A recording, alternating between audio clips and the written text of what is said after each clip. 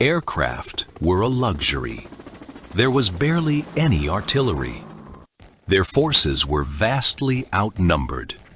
Through ingenuity, creativity, and above all, extraordinary courage, Vietnamese commandos struck the enemy with thunderous blows. How did they do it? Stay tuned until the end of Part 4 of the memoir series, Memoirs of Commando Viet Cong Commandos, to find out. During the 1969 to 1970 period, in order to preserve our forces, we had to keep moving constantly. Sometimes, we had barely settled into one base before being ordered to move again. This time was no different. Traveling through the night was exhausting. But fortunately, we all had a strong instinct for survival. Once the order came, everyone packed up and moved immediately. A week before Tet, we left An Dien and returned to Base 1, the place where the bunker of Brother Hong's team, who had sacrificed their lives, was located. The base sat at the edge of Long Nguyen Commune, near Ben Cat and Highway Shushan, a position highly favorable for both launching attacks and retreating afterward. At Base 2, however, if the enemy discovered us, there would be only one option: to fight to the last breath, because there was no escape route. For that reason, we only returned there in the most urgent situations. The work of removing the camouflage branches, thorny tree limbs used to conceal the bunker entrances, clearing mines, and cleaning the bunkers was carried out hurriedly through the night.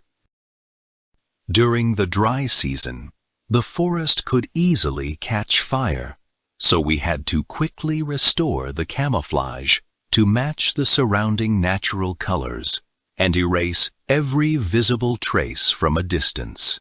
After stealing a short nap, dawn began to break. Taking advantage of the fact that the sun had not fully risen yet, the squad leaders went out once more to inspect the removal of all traces. When returning to the bunkers, they had to walk backward to ensure every footprint and sign had been carefully erased. Once everything was finished and guards had been assigned, the men went back to sleep. If not for the constant noise of aircraft overhead and random artillery fire, one could almost have called it a time of peace. On the afternoon of the 5th day of Tet, Brother Bait Ni Giep called me over to his bunker. 2 regular army soldiers were already there, waiting. They appeared to be commanders. They wore faded, light duck green, Nai fabric uniforms. Despite being worn thin and patched in places, the uniforms still looked remarkably neat and impressive. Brother Bay introduced them as reconnaissance soldiers from Battlefield 7. I did not know which regiment they belonged to, in truth. Knowing they were our comrades was enough, and it was not appropriate to ask too many questions. Seasoned, battle-hardened air about them. After a few words of introduction, I learned that one of them was named Thane. He had gone south the same year I did, in 1969. The other was named Hu, or perhaps Hu. It was hard to tell because of his Central Vietnamese accent. When the meeting began, the 2 men asked in great detail about the defensive barriers surrounding Lai Khe Base and Ben Cat District. They handed me a student notebook about the size of today's 100-page notebooks, along with a ballpoint pen, and asked me to redraw the layouts and positions. To be honest, since arriving in the South, it was the first time I had seen a notebook and a pen. In the South, they called them Tap and Viet. Seeing them stirred something inside me. I asked permission to return and gather some of the brothers to contribute, so the drawings would be more accurate The commanders agreed.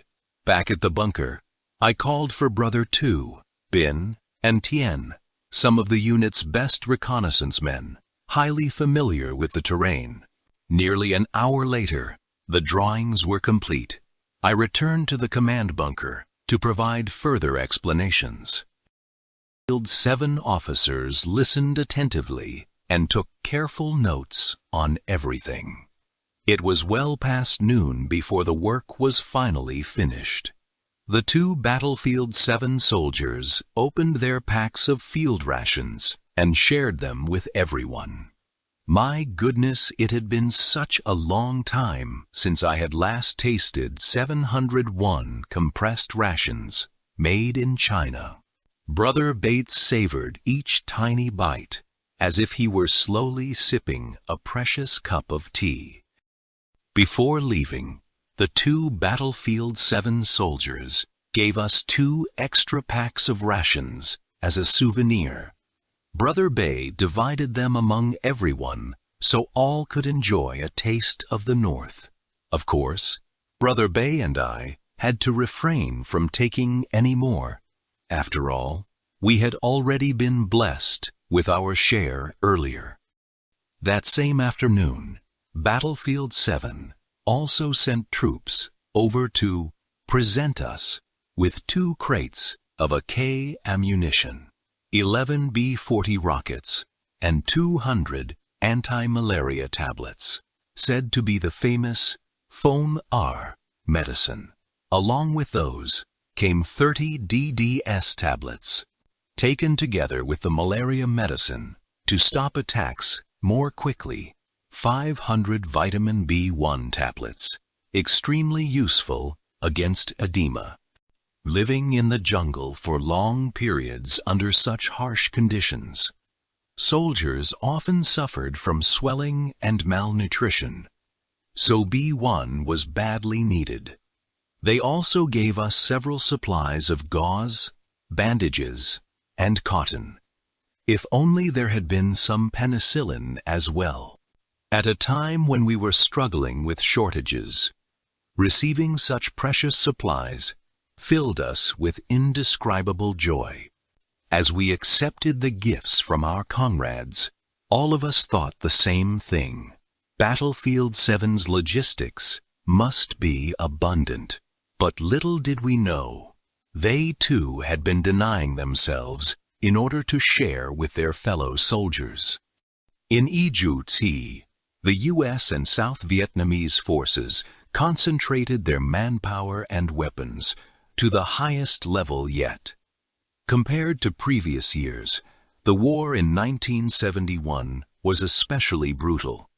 Small units like ours could only wait for the enemy to expose a weakness, strike quickly, and disappear just as fast. That style of fighting was often praised as being as elusive as ghosts and spirits.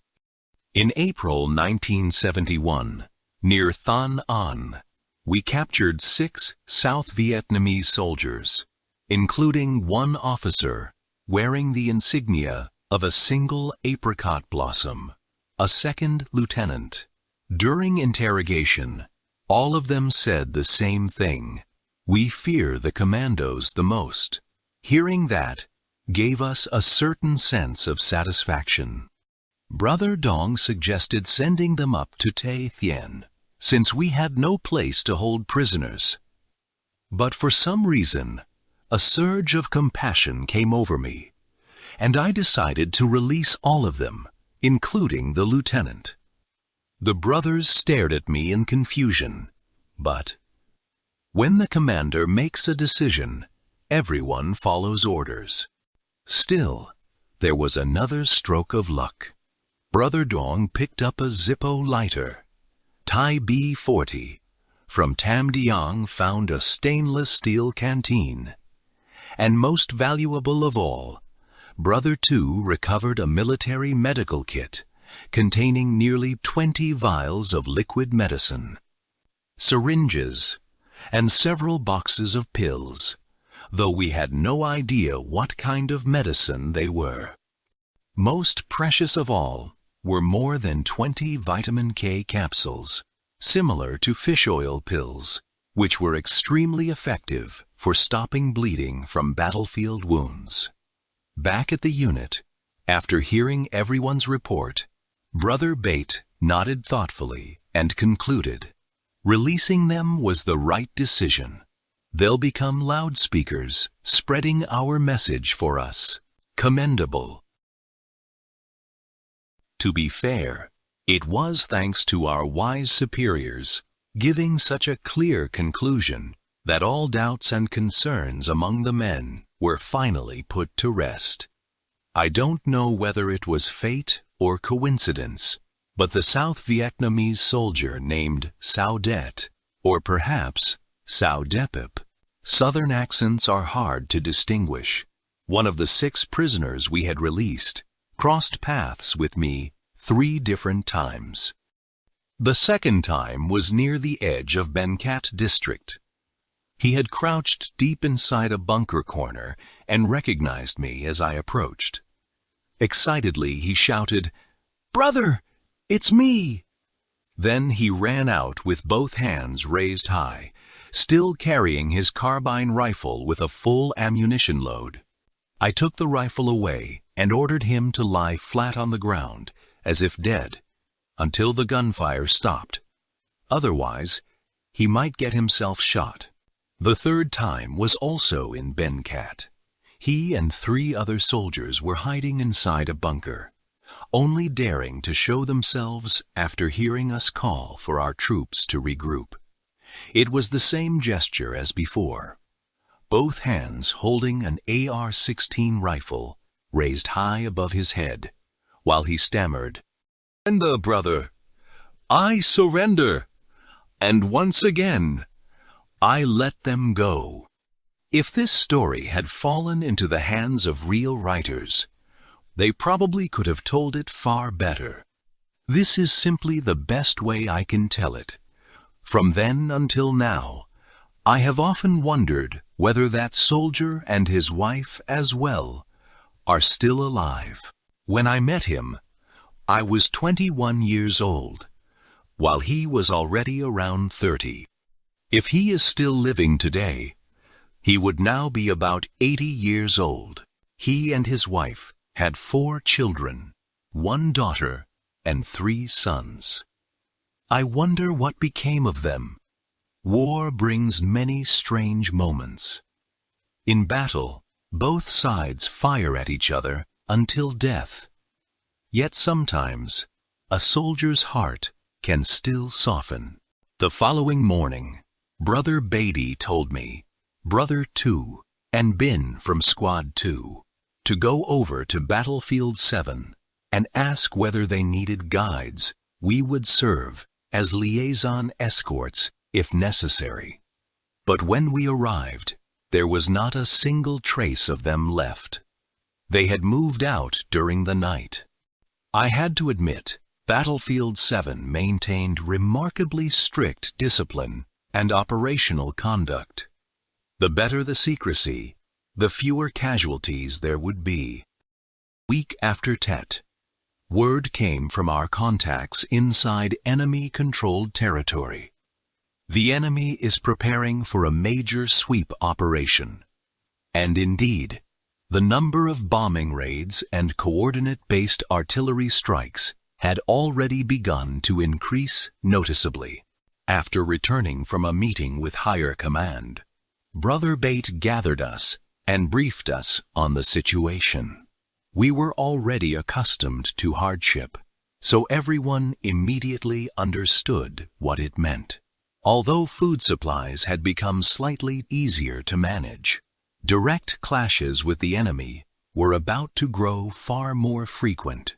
That brief, peaceful period before TT had not come naturally.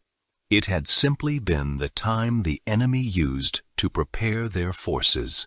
Brother Beitai warned us, the situation will become extremely fierce. We'll be facing the 25th Division, one of the South Vietnamese Army's most aggressive main force units. Compared to the Americans' Big Red One, the ARVN 25th Division is no less dangerous. Hearing that, we simply accepted it. In war, things were what they were.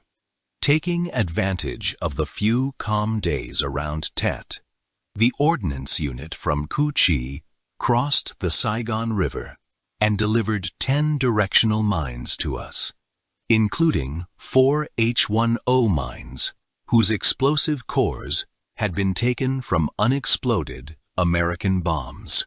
These were extraordinarily powerful directional mines. The mines were manufactured by the Ben Cat Ordnance Unit, based on the design of the American Claymore mine, but reportedly even more powerful.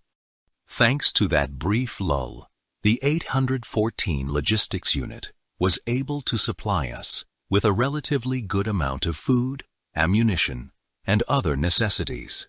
With extra reserves on hand, the men eagerly gathered to discuss new ways to trap the enemy.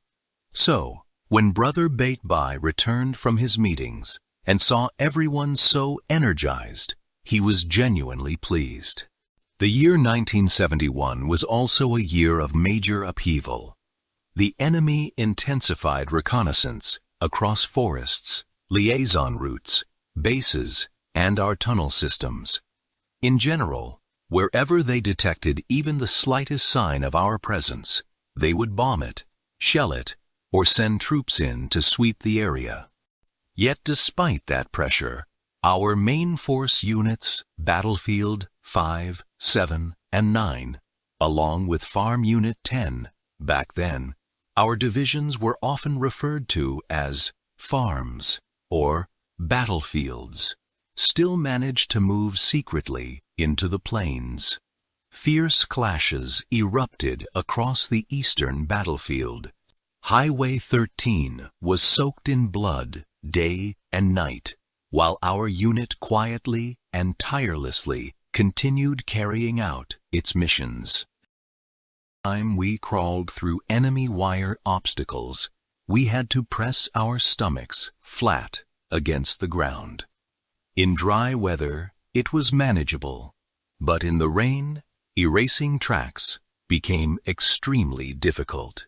Moving shirtless if your body happened to scrape against broken glass, sharp metal, or any pointed object, your stomach would bloom with flowers, instantly sliced open in painful cuts.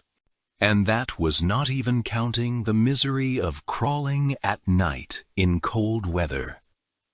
A swollen stomach and uncontrollable machine gun bursts of gas could spell disaster. Whether infiltrating Lai Khe, Dong Du, or any enemy outpost, we always encountered 2 types of barbed wire. The older kind used traditional pointed barbs. The newer type used razor-sharp metal blades, sharp as shaving razors. Brushing against those blades meant torn skin immediately. Sweat made the wounds burn unbearably, and they healed very slowly if too much blood was left behind. The enemy's German Shepherd dogs would detect it the next day, and if you tried to crawl back through the following night, there would be only one outcome: your body hanging lifeless on the wire. Battlefield, even minor wounds from bomb fragments could easily become infected. Sharing ammunition among ourselves was common, but medicine, bandages, and blood clotting supplies were desperately scarce. Our unit went through 4 different medics over the years, yet none stayed with us for long. Their names were Thu Shumai from Thang Hoa, Lap from Hanoi, and Kai from Hai Hung, though I no longer remember whether he came from Hai Diong or Hung Yen. Brother Mai was killed at Lei Khe in July 1969 while trying to pull a wounded soldier away from the wire. He had been with us only 3 months. Brother Tu, or perhaps Thuc, had barely arrived when he was killed at Dong Du, just days before President Ho Chi Minh passed away.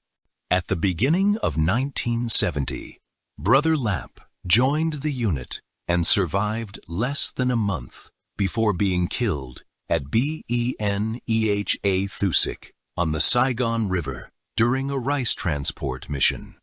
Then, at the beginning of 1971, Brother Kai stayed with us for less than 15 days before being killed at the Highway 13 junction leading into Ben Cat. That was the nature of war.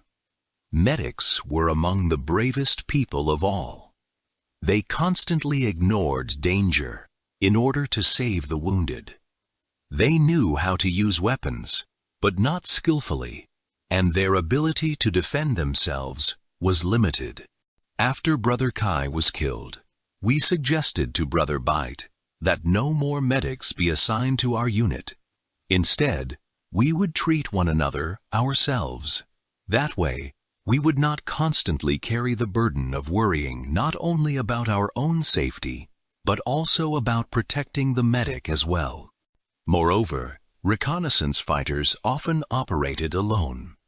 If they were killed, there was nothing more to be done. But if they were wounded, they had to bandage themselves. In cases where someone was injured inside enemy wire obstacles, the men would often choose to detonate several more mines, rather than allow themselves to be captured alive. In reality, medics mostly remained back at the unit, treating light wounds, while spending much of their time doing work outside their profession, carrying ammunition, hauling rice, and other support tasks. To lose them in battle felt like too great a waste. Brother Bate listened to our proposal, and several times afterward, when higher command tried to assign new medics to us, he refused. That said, everyone knew the saying, the more sweat shed on the training ground, the less blood spilled on the battlefield. Every additional rifleman strengthened the unit, but accepting another medic? No, only in real combat, when a soldier must handle every situation alone. Does he truly understand the value of those grueling days of training back in the north? On October 20th, 1970, at Bao Jung in Ben Cat, I lost 4 fighters from my home district of Bin Chuen, men who had enlisted together, traveled south together, and fought side by side with me.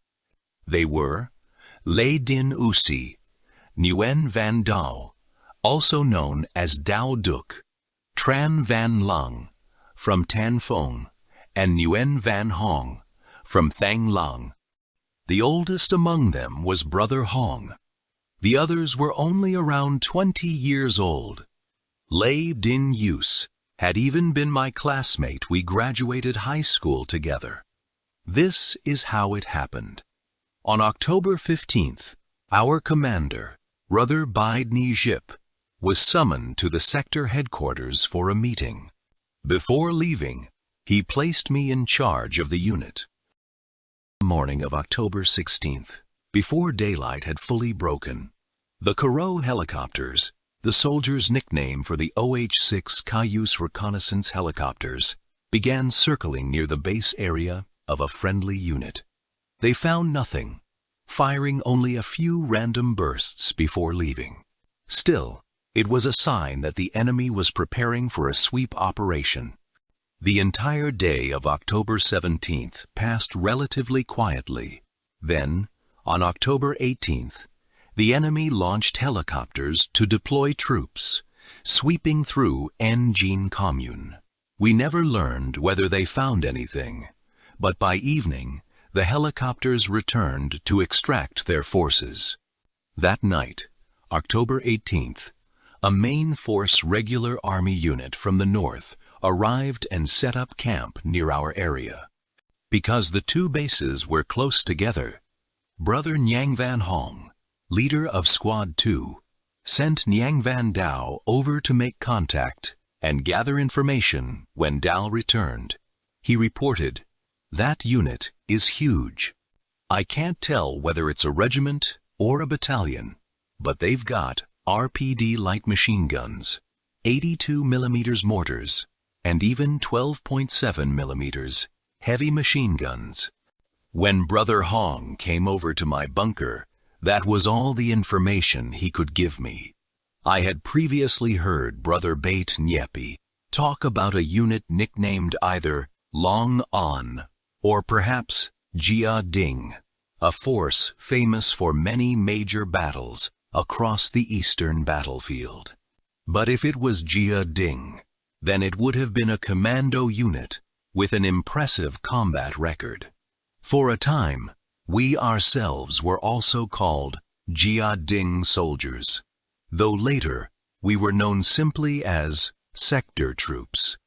Normally, whenever friendly units entered our area, we would actively visit them to exchange information and discuss the situation. But with this unit, there was no contact, and honestly, we were not curious enough to pry. To tell the truth, since arriving in the sector area, this was only the second time I had ever seen a main force regular army unit. They were the steel fists of the southern battlefield. So when Brother Hong reported their arrival, I was genuinely excited. I guessed that a major offensive was coming. And beyond that, we knew nothing more. For nearly 2 years, from 1969 to 1970, we had become accustomed to operating independently what we called solo performances. We lived at all times in a state of constant vigilance, often extreme vigilance. We were so alert that even the faint rustling of a forest rat at night could make us hold our breath and quietly release the rifle safety catch. We feared exposing ourselves to the enemy so much that we abandoned our rubber sandals and walked barefoot, simply to avoid leaving tracks along our routes. So, I warned Brother Hong not to become careless.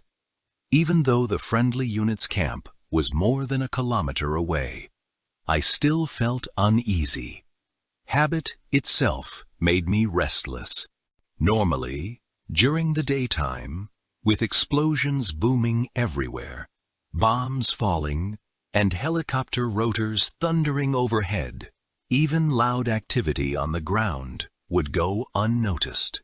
But in areas where enemy electronic surveillance aircraft and special reconnaissance teams operated, one had to be extremely cautious.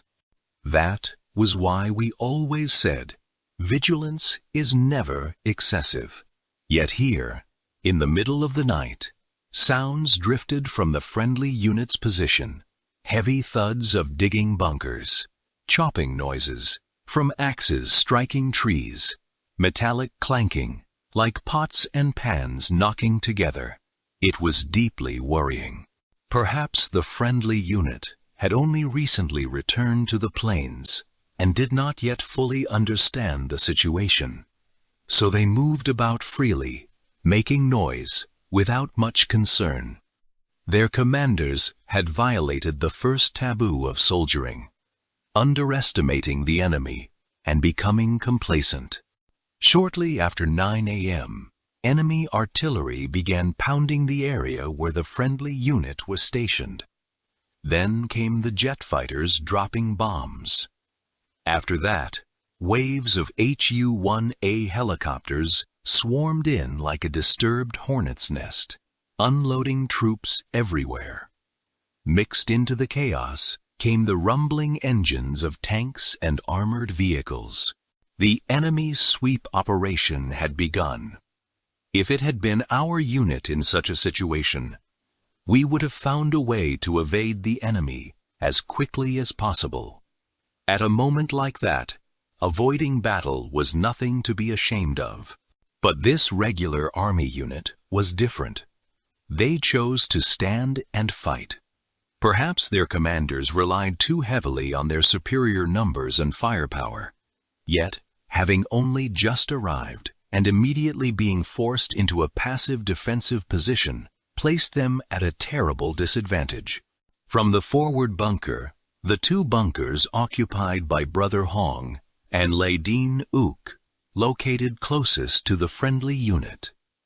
Brother Hong ran back to my bunker and asked, "Should we fight?" I answered, "If the enemy sweeps toward our direction, then we fight." It was a hasty decision. I did not only realize it years later, I recognized my mistake almost immediately afterward. I quickly ordered our B-40 gunner, Duong Van Thai, known as Thai B. Sislin, from Tam Duong, to run with me to Brother Hong and Dao's bunker so I could withdraw the order. When we arrived, no one was there. We ran on to Yus and Lang's bunker. Still no one. Only then did I realize that all 4 men from Squad 2 had abandoned their bunkers and gone to reinforce the friendly unit. It was a disaster. As the acting commander of the unit, I suddenly found myself trapped in an impossible situation. Commandos only fought defensive battles when there was absolutely no other choice. Now all 4 of my comrades had gone. What could I do? Where could I even begin searching for them amid the chaos of falling bombs and flying bullets? At that time, our detachment was divided into 4 squads. I commanded Squad 1. Brother Hong led Squad 2. Brother 2 from Haiphong commanded Squad Sen. And Brother Dong from Than Hoa led Squad 4. Each squad consisted of 4 men, 3 armed with AK rifles and 1 carrying a B-40 rocket launcher. With such a small force, confronting the enemy head-on under those circumstances was clearly a disadvantage.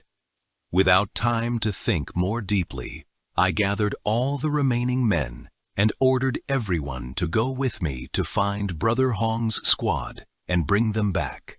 The area where we were based had already been flattened by enemy bulldozers. Trees had been crushed into the ground, and our bunkers were dug beside bomb craters, allowing us to observe enemy movements from afar. But now, leaving the bunkers and moving across open ground was incredibly dangerous. Still, what choice did we have when we had no idea where our comrades were? Although the enemy had already opened fire, we had not yet heard bullets cracking overhead in our direction. So, for the moment, our area could still be considered relatively safe.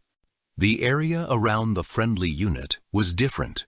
The forest there remained denser, not yet cleared by enemy bulldozers. Enemy aircraft routinely strafed it when flying overhead.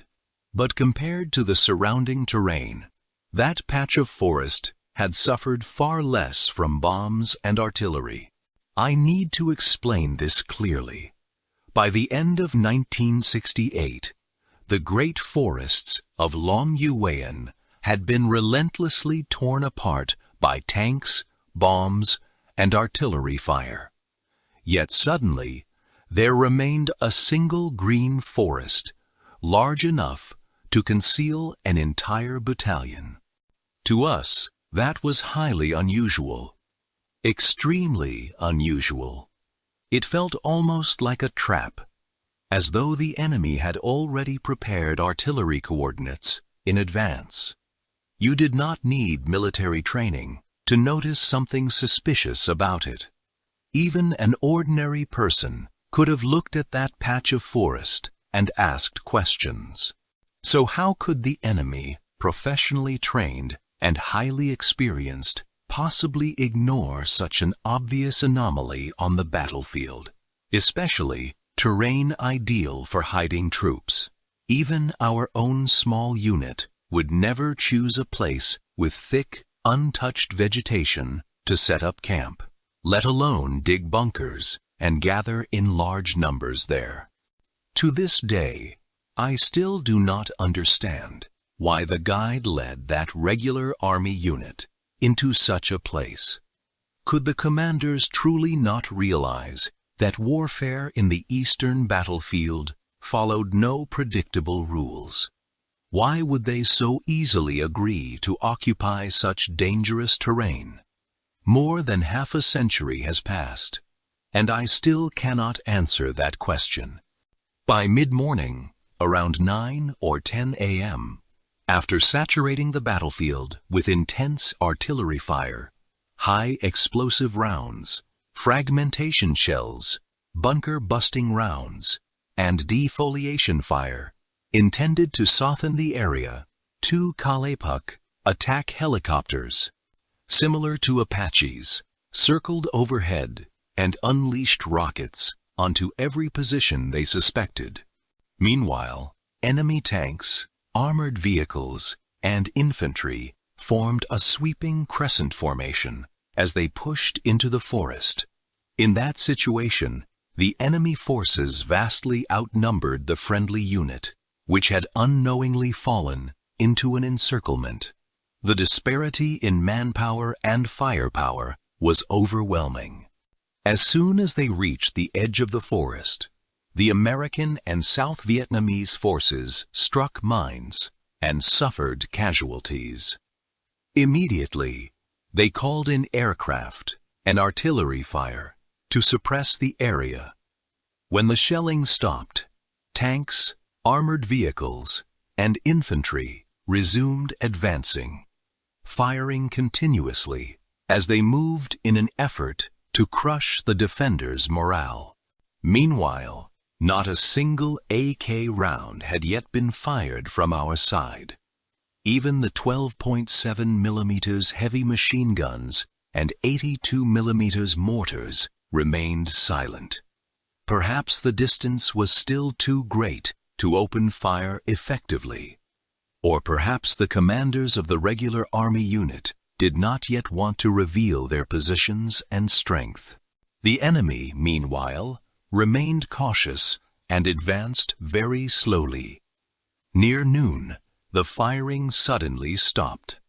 The enemy forces pulled back a considerable distance to what they considered a safe range, while 2 KR reconnaissance helicopters circled overhead, probing the battlefield. Experience taught us one thing very clearly. Whenever those KRO helicopters were operating, do not move.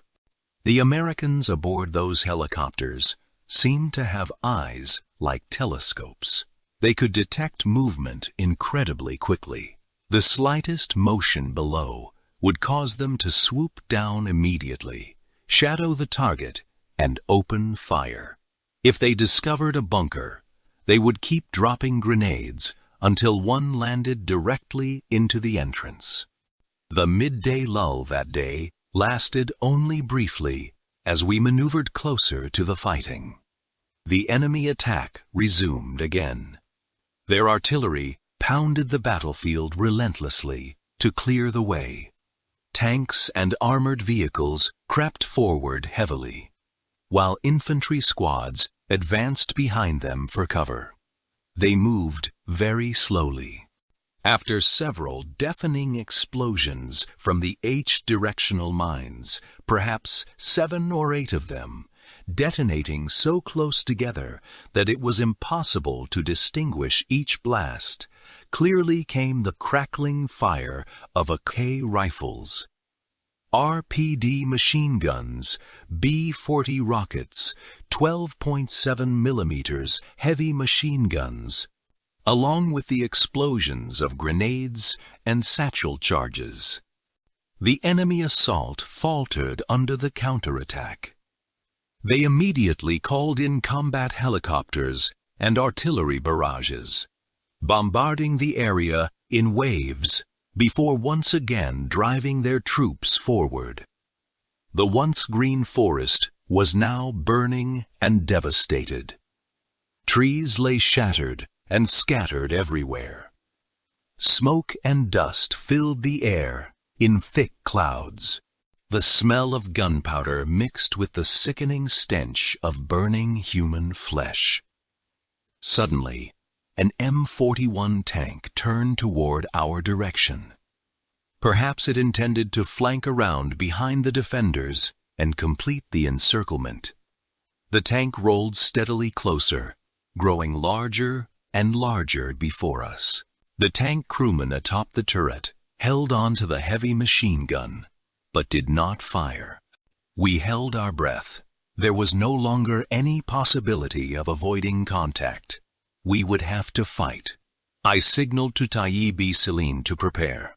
When the enemy vehicle reached effective range, about 50 to 60 meters, an almost certain kill for a B-40 Tayyib suddenly rose up. Whoosh!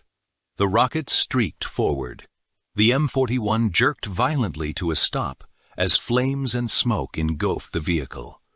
The infantry soldiers following behind it screamed and turned to flee. 2 M41 tanks and an M113 armored carrier behind it immediately opened fire toward our position, but at the same time began reversing backward. Perhaps fortune was with us that day, because the enemy did not continue pressing the attack in our direction. The 2 enemy vehicles kept firing for a while, but when they received no return fire, they eventually turned back toward their original direction at 2 other positions.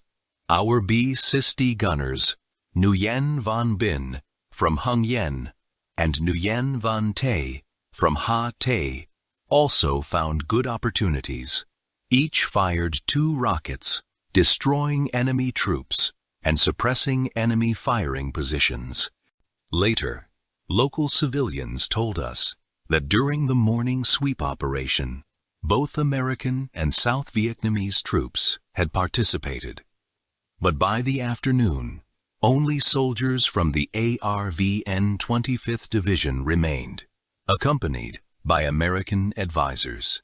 I still do not understand why, whenever a B-40 launcher fired, the rocket's backblast left behind such a thick smoke trail that even a blind man could identify the shooter's position immediately.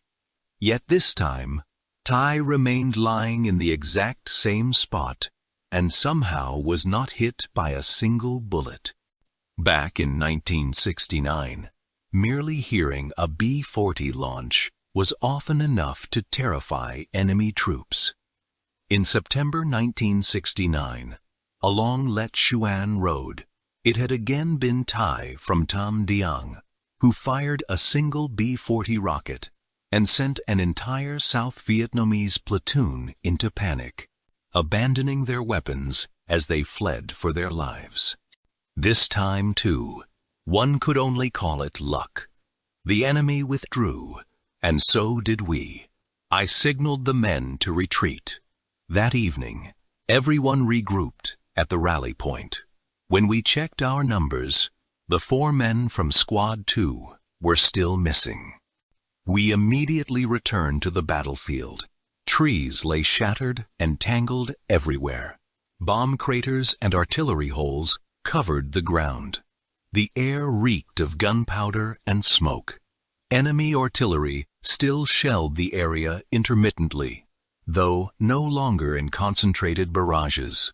Enemy aircraft dropped illumination flares that turned the night as bright as day. We did not know whether the enemy would launch another sweep the next morning, but several of their destroyed tanks and armored vehicles still remained where they had been hit. As we struggled anxiously to search for Brother Hong and the others from Squad 2, we encountered soldiers from the friendly unit who were gathering the dead and clearing the battlefield. One of them led us to the place where the fallen had been assembled, so we could identify and receive the bodies of our comrades. The soldiers there told us that the 4 commando fighters attached to their unit had fought with extraordinary courage. Brother Hong and Lei Din Ook had taken command after 2 platoon leaders were killed. Ook fired all 6 of his rockets before continuing the fight with his AK rifle. Dao and Lang also operated an RPD machine gun. All 4 men fought fiercely while encouraging the others around them to stand firm against the enemy assault. They were truly fearless soldiers. Lê Din Ush had already earned the title American Killer Hero 4 times. Hong, Dao, and Lang had each received the distinction 3 times. Among the 4, Nguyen Van Dao knew the infiltration routes into Lai Khe, the Cu Chi sector, Dong Du, and Ben Cat better than anyone. Many times he had guided friendly units, including Commando Group 429, Ben Cat artillery units, and reconnaissance teams from Battlefield 7 during reconnaissance and map drawing missions. Tran Van Lung was especially skilled at camouflage and setting mine traps. As for Brother Hong, he was the eldest among them, highly skilled at cutting paths through the jungle and remembering routes. He was excellent at fishing and remarkably talented at weaving and crafting. It was he who came up with the idea of using captured enemy steel helmets and metal mesh frames to build directional mine traps that successfully ambushed numerous enemy commando and reconnaissance teams. We laid brothers Hong, Usi, Dao, and Lang beneath a large Ka tree near the Ben Cat Civilian Medical Station in October 1970. They rested there alongside other comrades who had successfully fulfilled their mission. For us, October 20th, 1970, at Bao Jung in Ben Cat, Bin Diang, was a day soaked in blood. The farewell ceremony for fallen soldiers was very simple. We stood in formation in 2 rows, 11 men in total, with our AK rifles and B-40 launchers held across our chests. The liberation flag, which Brother Dong from Squad 4 usually carried, had been left back at the base. Brother Tu acted as the ceremony leader. In a voice just loud enough to be heard, he gave the command, "Attention, salute!" At once, all of us performed the sacred gesture of saluting our fallen comrades. No one cried. Each of us understood that one day we too might fall. Perhaps comrades would carry us back and bury us like this. Or perhaps the enemy would leave our bodies hanging lifeless on barbed wire somewhere. After completing the final farewell rites for our comrades, we moved back to Base 2, the position located closer to Lai Khe. Back at the bunkers, we quickly restored the camouflage and erased every trace of our presence. A few grenades were placed at each bunker entrance, including the 2 bunkers now left empty. By the time everything was finished, dawn was already beginning to break. We hurried across Highway 13, moving toward Lai Khe. Our Base 2 position lay only about 1 sniper shot away from Lai Khe, roughly 600 to 800 meters. So once we crossed Lai Suen Road, we had to move in a crouched run. When we came within about 100 meters of the forward bunker line, we switched to crawling. And not just ordinary crawling. We had to inch forward silently, without the slightest sound. The closer we approached the base, the smaller and lower we tried to make ourselves. At all times, we had to remain alert.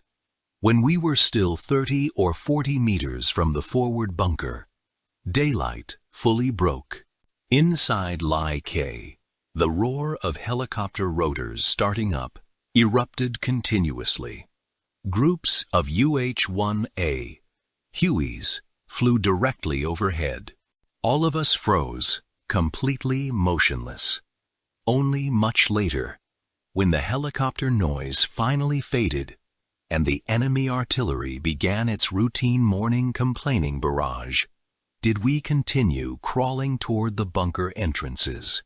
Carefully and calmly, we removed the grenades, lifted away the camouflaged branches, and slipped inside. Then we pulled the camouflage back over the bunker lids, leaving only a tiny opening just large enough to observe movement outside. Everyone hung up their hammocks and took turns sleeping to recover our strength. Near noon, hunger finally drove us to open our ration containers. We called it rice for pride's sake, but in truth it was ku mainen, a wild jungle tuber growing from climbing vines. What it lacked in elegance, it made up for in productivity. Simply planting a root into the ground for 3 months could yield enough harvests to fill at least one American sandbag. The best tubers were about the size of a fist, or only slightly larger. To ensure a steady supply of kubyunan, one group would plant while the next harvested. Each person only needed to plant a single root, and before long there would be an entire forest of non-vines. After harvesting, the tubers were sliced into small pieces and soaked in a stream or any pool of water available for 3 or 4 days and nights. Then they were taken out, squeezed dry, and boiled. Once the water reached a boil, it had to be poured off completely. After the tubers cooled slightly, they were squeezed dry again. Then they were boiled a second time. When the water boiled, it was drained once more. After repeating the process 3 times, the tubers finally became edible. Normally, we gathered wild vegetables from the forest butterfly greens, kim kang leaves, rao el u, rao ang go, rao tau bei, or any other forest leaves whose names we did not even know. If you chewed a leaf and it was not bitter, you could bring it back to cook together with the nan tubers. And if there were no vegetables at all, we simply dipped the boiled kuur nan in salt and ate until our stomachs were full. If kubei nun was not prepared correctly according to the proper process, it could be miserable to eat. People used to say, even after soaking through 9 waters, kubei nun can still make you drunk, and the intoxication from nun was worse than alcohol. It would not kill you, but it could leave you exhausted for 3 or 4 days. In the Iron Triangle region, yam roots were very rare, but kubyu nan grew everywhere. It survived defiantly through bombs, artillery, and even chemical defoliants like dioxin.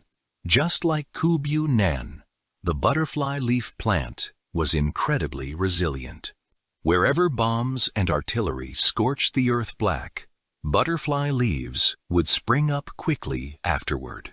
They grew even faster during the rainy season than in the dry season. Dry-seasoned leaves were darker, less slimy, and tasted better than those from the rainy months. During those harsh years, such wild forest plants kept us alive for months on end. In contrast to the scarcity of food, there was never a shortage of fish where we lived. In the South, people said, "Wherever there is water, there are fish." That was absolutely true. When Brother Hong was still alive, he always found ways to catch fish in ponds, creeks, canals, and even bomb craters. Strange as it sounds, despite the endless bombing and shelling across the eastern battlefield, fish and shrimp of every size still survived there. 5 days later, Brother Beatty Neshep finally returned to the base. He brought 4 new men with him: Phuong from Hanam, Ha from Hanoi, Hong from Than Hoa, and Long, a Thai ethnic minority soldier from Ha Tuen. All were infantrymen who had become separated from their units during the sweep operation before being formally assigned elsewhere. They volunteered to follow Brother Beatty back with him. For us, who were desperately short of manpower, their arrival felt like a blessing. I reported the situation to Brother Bate. He was saddened, but then said, "Still, you boys were lucky. I thought all of you were gone." When I reached the area and saw the recognition signal on the bamboo branch, only then did I know you'd made it back here alive.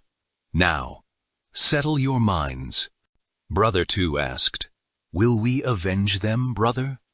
Brother Beitai answered, "How could we not? They must pay for this." At those words, everyone's spirits lifted again. As for me, a heavy burden finally eased from my chest. As commander, Brother Beitai understood that I had faced an impossible situation. He did not touch the pain I carried inside.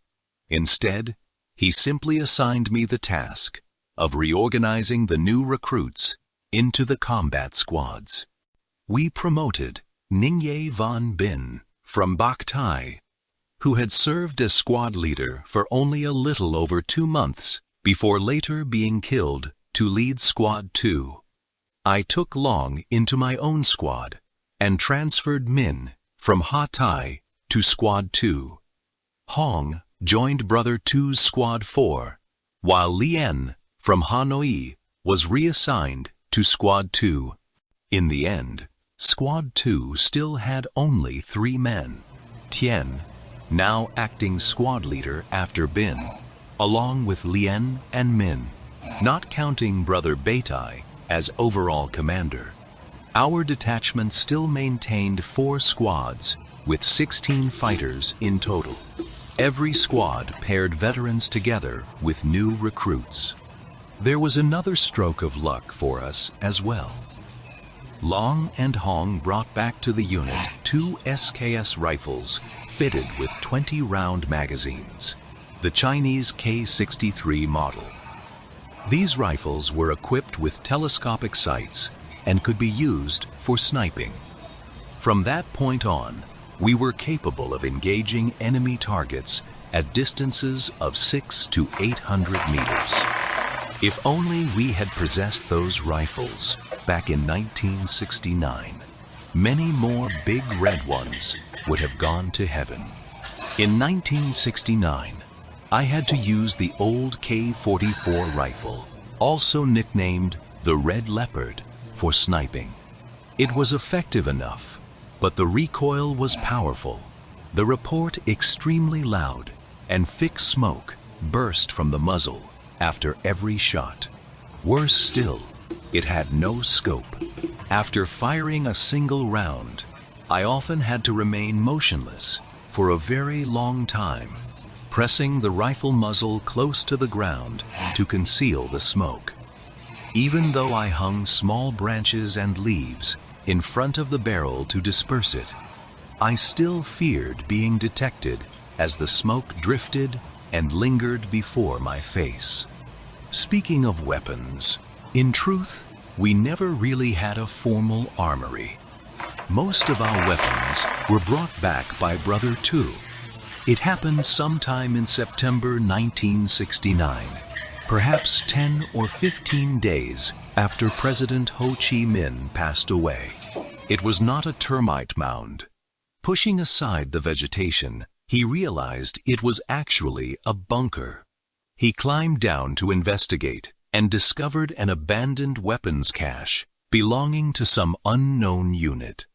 Inside were nearly 100 B-40 rockets with propellant charges, 2 brand-new B-40 launchers, numerous crates of AK ammunition still sealed in belts, 5 AK rifles with wooden stocks, more than 100 stick grenades, detonators, slow-burning fuses, TNT explosives, and even C4 compound, an enormous quantity of supplies. The traces left behind suggested that whoever had managed the cache had been highly responsible, because the weapons and ammunition were still preserved remarkably well. But in the middle of the jungle, whom could we possibly ask about it? Brother Tu returned to report the discovery. Brother Beatty and the rest of us quickly moved the precious treasure back to our unit. For months afterward, no one ever returned to claim it. Though, honestly, if it had been a rice depot instead of weapons, we would have been even more grateful. Under orders from Sector Command, we reassigned half of our force to focus operations against enemy commandos, reconnaissance teams, defectors, pacification agents, and informants. You have just finished Part 4 of the memoir series, Vietnamese Commandos. Vu Quang Dong. If you found the story interesting and meaningful, please subscribe, like, and share to support the channel. Thank you sincerely for watching.